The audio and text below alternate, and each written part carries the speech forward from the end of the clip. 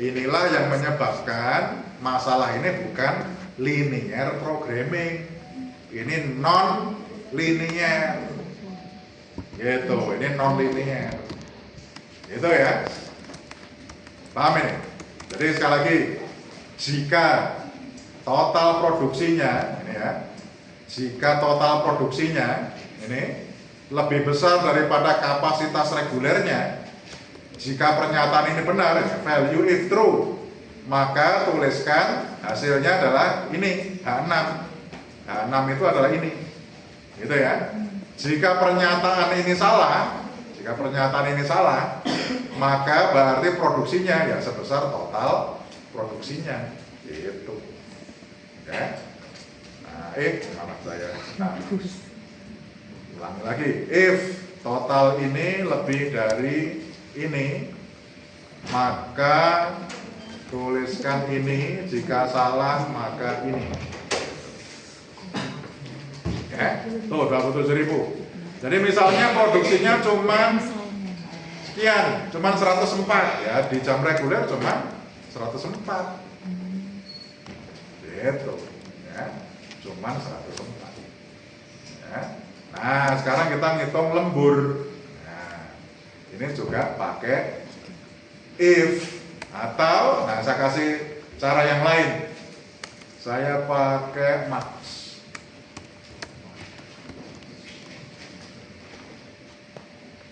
Dan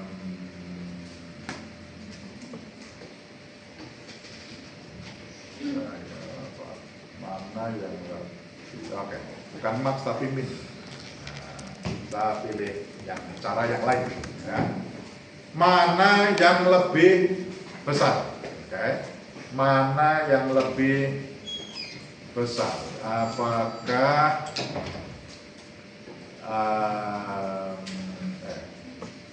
bukan min ya, tetap max. Mana yang lebih besar? 0 atau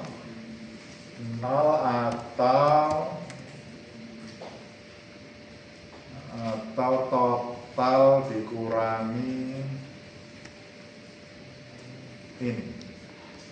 Nah, ini. Oke. Jadi ya kita coba. Ya, mestinya 0 ya. Jadi kalau misalnya di sini tadi ada 30.000 ya. Ya, overtime-nya segitu. Ya kan? Nah, jadi ini artinya begini. Pilih angka yang lebih besar. Ya. Pilih angka yang lebih besar, 0 atau selisih antara total produksi dengan dikurangi dengan reguler. Jadi kalau misalnya total produksi itu lebih dari kapasitas regulernya, kan berarti ada overtime. Oke? Maka angkanya akan di atas 0. Oke? Antara 0 dengan di atas 0 besar mana? Oh, lebih besar yang di atas 0. Maka itu yang akan dimunculkan di sel ini. Ya, rumusnya mengatakan oke? Nah, itu contohnya. Jadi ini contohnya, kalau kita memproduksi 30.004, maka yang 27.000 itu diproduksi di jam reguler, sisanya 3.004 diproduksi di jam lembur, di jam overtime. Itu. Oke. Ya, kita copy aja rumusnya ke bawah.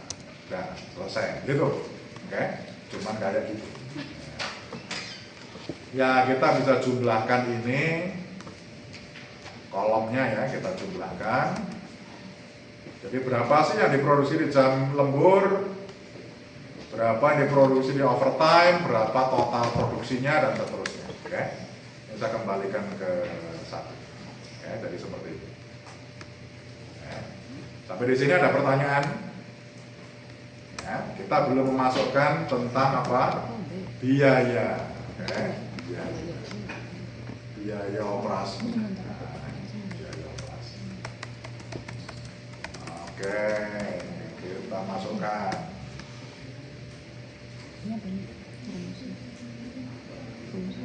Ya. Ini kita bicara tentang variable cost.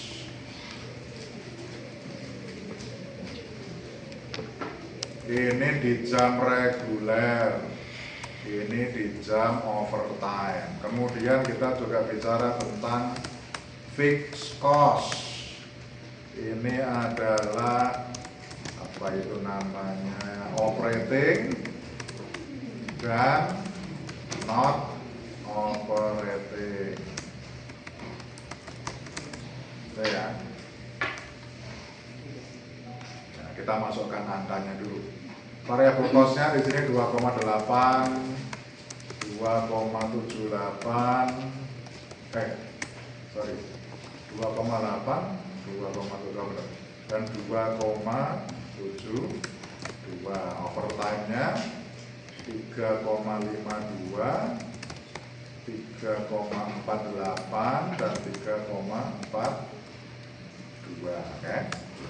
Sementara fixed cost ini operatingnya 14.000, 6.000, ini 12.000, 5.000, 7.500.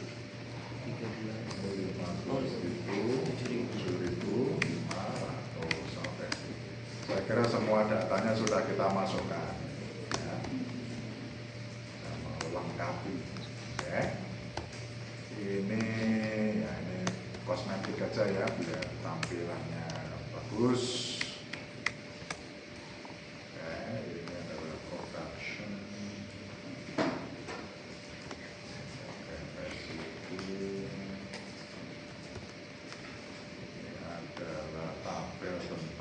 Distribution cost.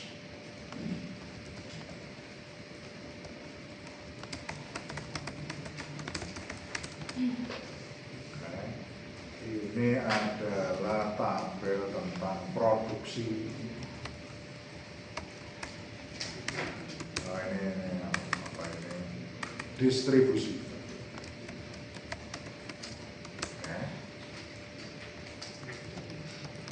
Oke, ya.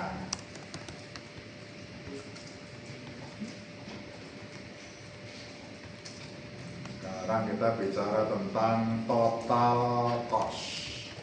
Terdiri dari ini adalah variable cost, gitu ya.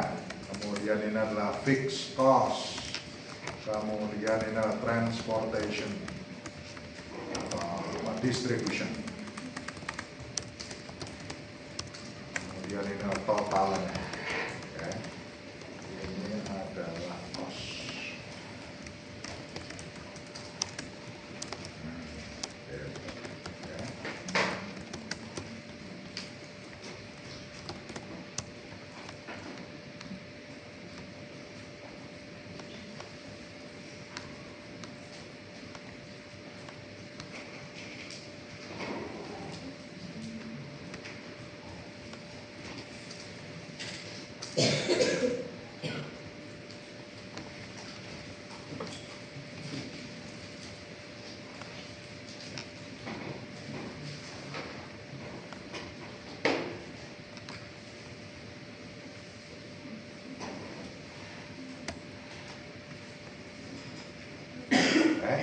Nah, sekarang kita ngitung variable cost.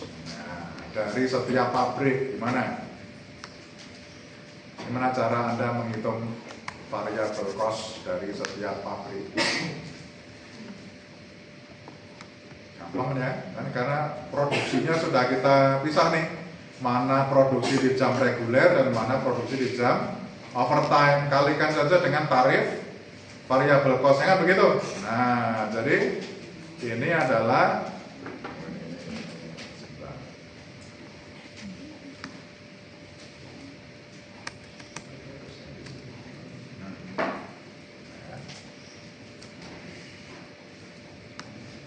oke, jadi pakai namanya sum produk, kan gitu, jumlah perkalian kan. Jadi berapa produksi di jam reguler dan overtime di pabrik satu kan ini, ya kan?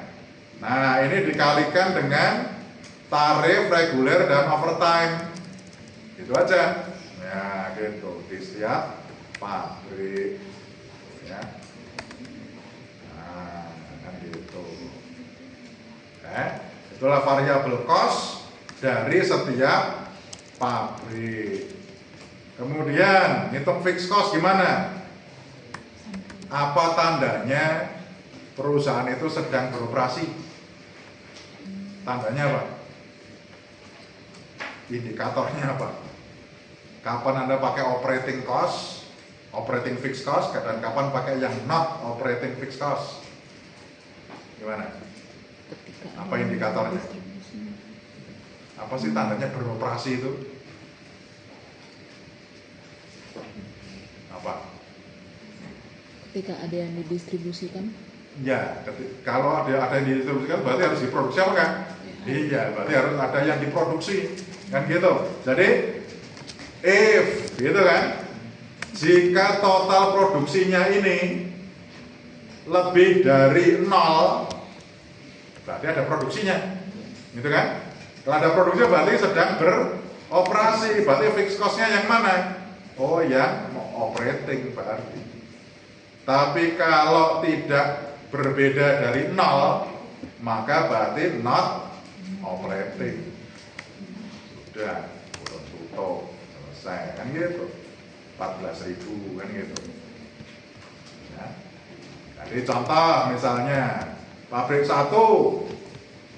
ya, nggak ada produksinya, ya 0 fixed cost-nya, 6.000, bukannya 12.000. Tapi kalau ada produksi 1 unit pun, gitu ya, jadi 14.000 fixed cost-nya.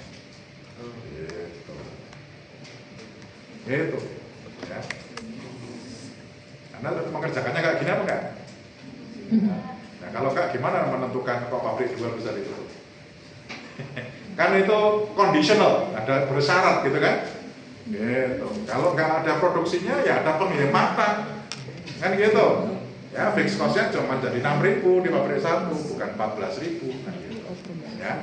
Nah, gitu. Saya kembalikan lagi kalau misalnya satu-satu. Nah, distribution cost sama, pakai sum produk, ya. Tarifnya ini, oke, tarifnya ini kalikan dengan berapa yang diproduksi di pabrik 1 dan dikirimkan ke masing-masing warehouse, kan begitu, ya. Kurung tutup. Nah, itu tinggal copy paste saja, udah gitu ya. Sehingga berapa total production cost dan distribution cost untuk pabrik 1? Nah, ini ada jumlah 3 baris ini masing-masing pabrik gitu ya. Kalau ini di jumlah kolomnya itu berarti total cost-nya. Ini mestinya jumlahnya sama dengan kalau ini dijumlahkan ke samping juga ya, ini mestinya sama. Ya. Mestinya sama. Gitu. Nah, inilah yang akan jadi fungsi tujuan kita nih. Yang ini nih. Oke. Ini yang jadi fungsi tujuan kita. Nah, kita pakai solver. Kalau sudah gini tinggal masukkan ke solver. Masuk ke data, kemudian solver.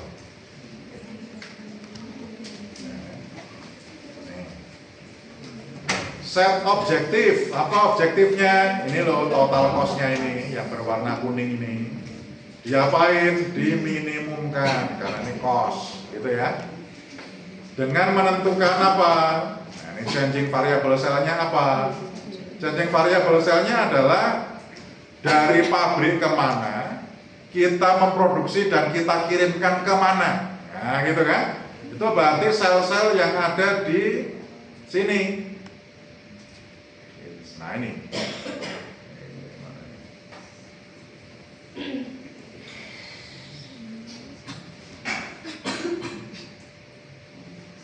Nah ini ya. Nah, jadi sel yang ada di ini, ya, yang ada titik-titiknya ini. Ya. Nah itu adalah changing variable cell-nya. Gitu, ya. Itu decision variable. Jadi kita tuh harus memproduksi berapa di pabrik mana, terus kita kirimkan kemana. Nah itulah keputusannya, itu bentuk keputusannya. Nah constraint-nya apa? Ulangi lagi, produksinya ini di setiap pabrik ini yang kita kirimkan ke gudang itu harus positif atau nol, kan gitu. Harus positif atau nol, gitu ya. Kemudian kita tambahkan lagi, kita bikin syarat khusus lagi nih, bahwa ya yang kita produksi, yang kita kirimkan itu harus bilangan bulat. Nah, namanya integer programming ini.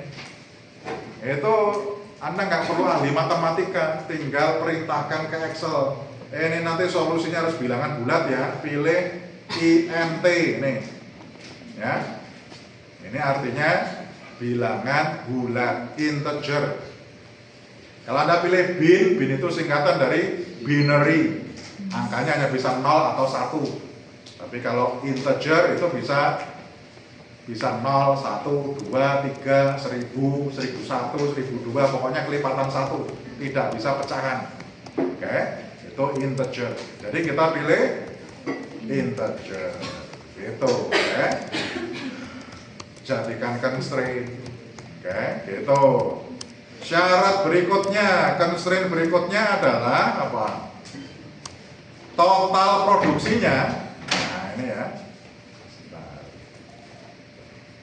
Total produksinya itu adalah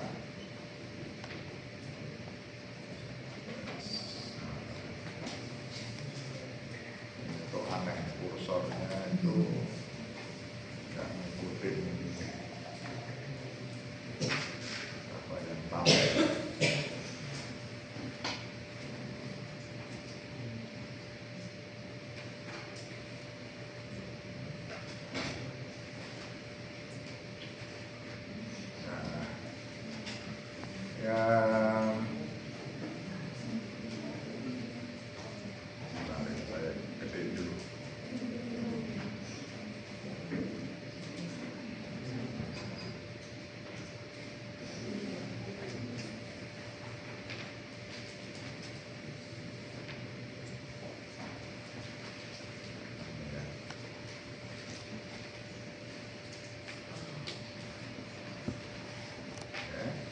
Jadi saya tambahin constraint bahwa total produksinya ini dari masing-masing pabrik, oke, harus lebih kecil atau sama dengan total kapasitasnya. Oke. Lembur nggak apa-apa, lebih dari kapasitas reguler nggak apa-apa, tapi totalnya nggak boleh lebih, gitu ya, dari kapasitas totalnya, gitu. Jadi harus lebih kecil sama dengan ini. Tambahkan constraint terakhir, yaitu apa? Yang kita kirimkan ke masing-masing warehouse itu harus lebih besar atau sama dengan yang diminta. Oke, itu. Saya kira sudah selesai. Oke, solving methodnya GRG non linear. Gitu, ya. Nah, kita klik solve. Oke, jangan buru-buru diklik OK ya. Nah, gitu ya. Jangan buru-buru diklik OK. Ini karena perhatikan bahwa solusinya itu ada minus 2,6 sekian E minus 14. Loh, kok nggak 0 Pak? Ya ini karena Excel itu sangat akurat. Tapi kita juga perlu perhatikan lagi beberapa constraint nih. Ya.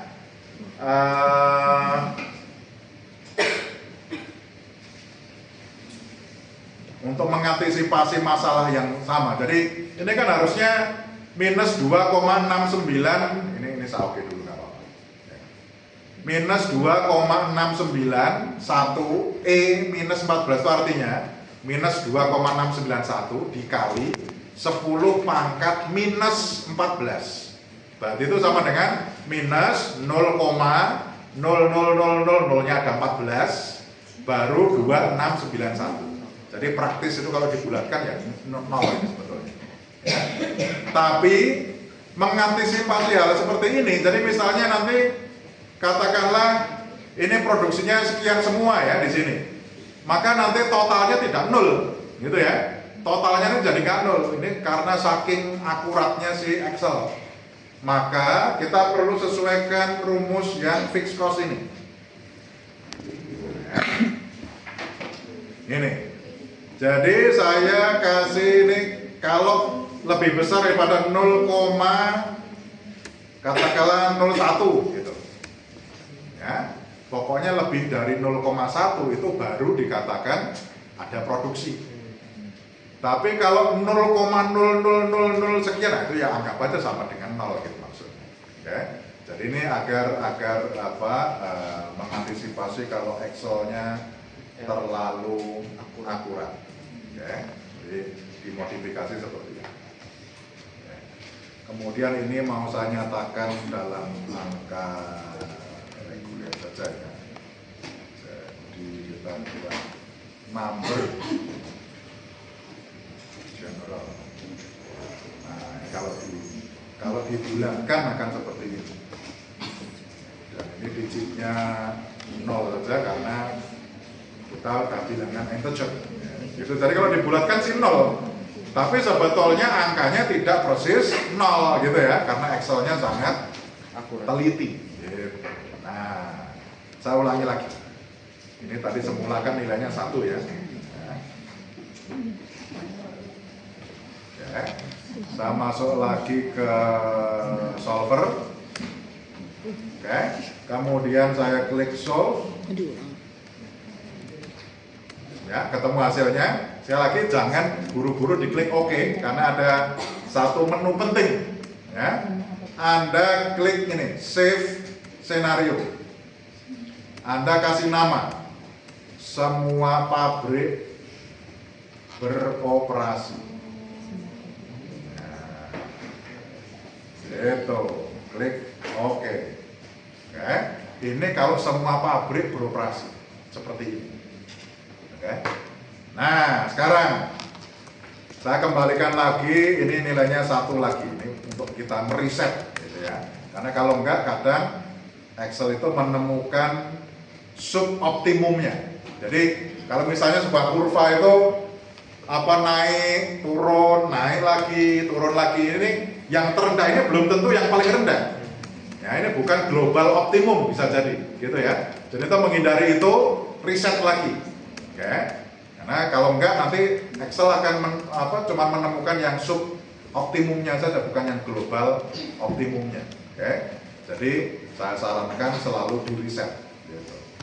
Nah, kita masuk ke solver lagi, ya. Sekarang kita mau bikin skenario gimana jadinya kalau pabrik 1 itu ditutup. Ya, gimana caranya menutup itu?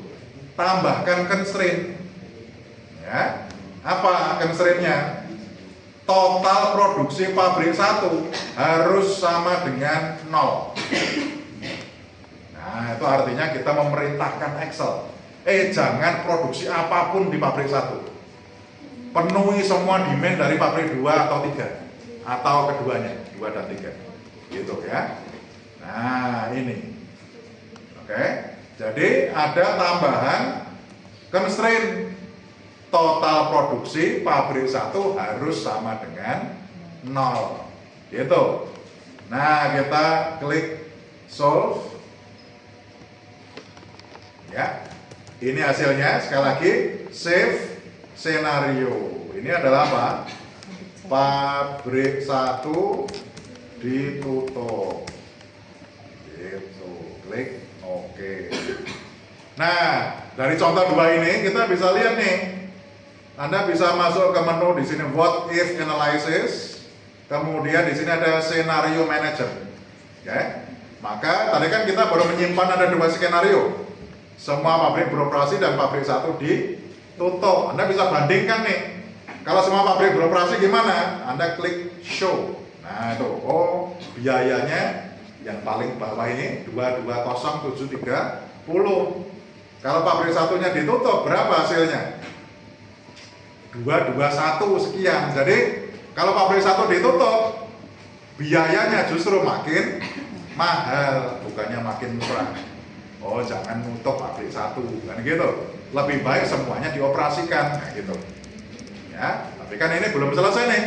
Pabrik 2-nya belum kita analisis, pabrik 3-nya belum kita analisis kalau ditutup, gitu ya. Kita lanjutin. Ini cuman mendemokan itu apa sih gunanya safe scenario tadi, gitu, oke?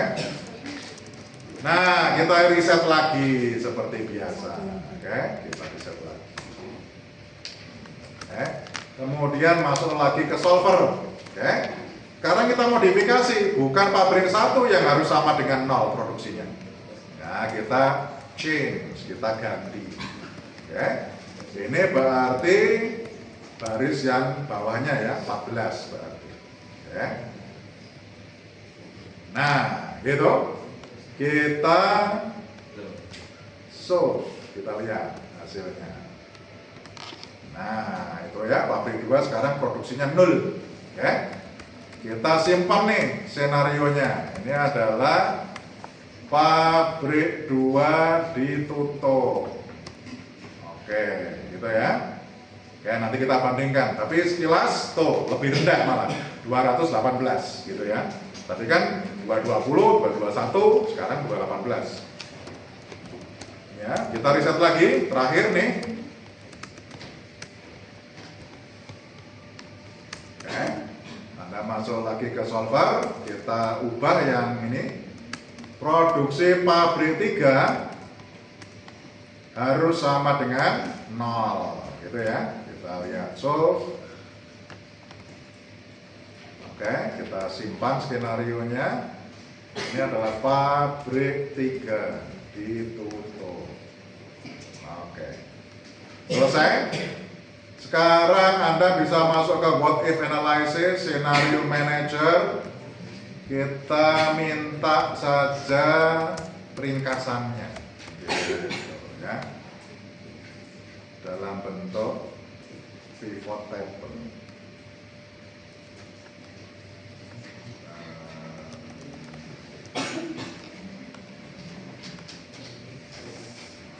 Ya, saya kira sih. Sebentar, jangan pivot table, malah membingungkan. Saya akan masuk ke scenario manager, summary, kemudian scenario summary, ya gitu aja. Nah, ini dia. Oke. Sebentar.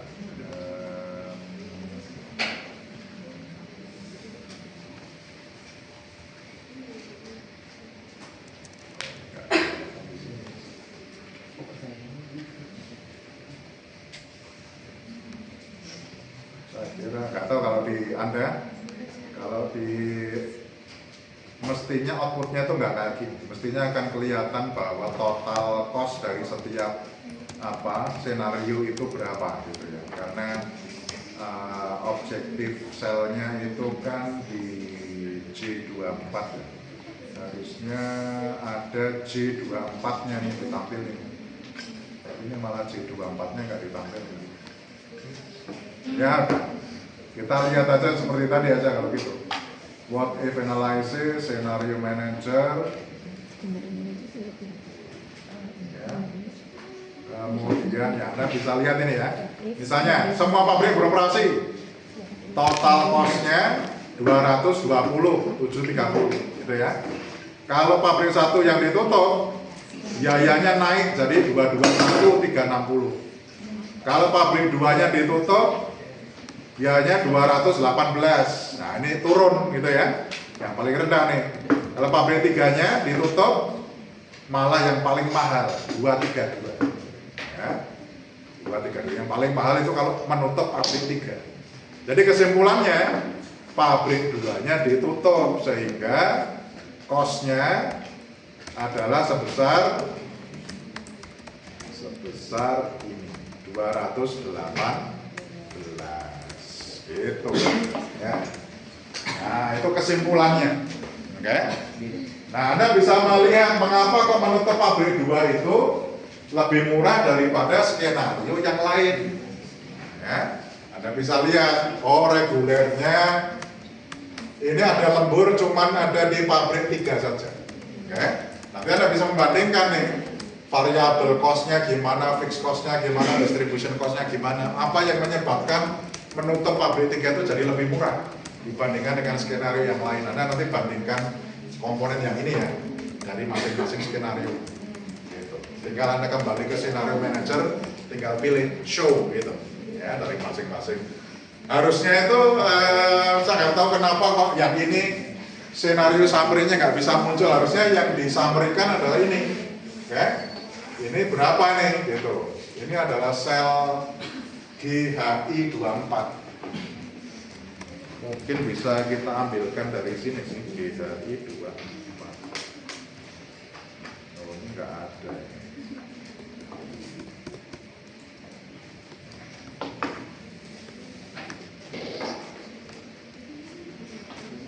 Iya, harusnya itu muncul tuh GHI 24. Ya, tapi nggak apa-apa. Ini ya, yang Anda perhatikan. Ya, atau kita summary-kan aja lah begini. Sebentar. Kita masuk ke what if, scenario manager. Oke, ini kalau semua pabrik beroperasi, ya. Ini saya simpan.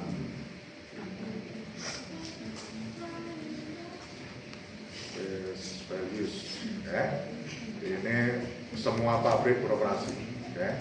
Kemudian kalau pabrik satunya ditutup, ini hasilnya.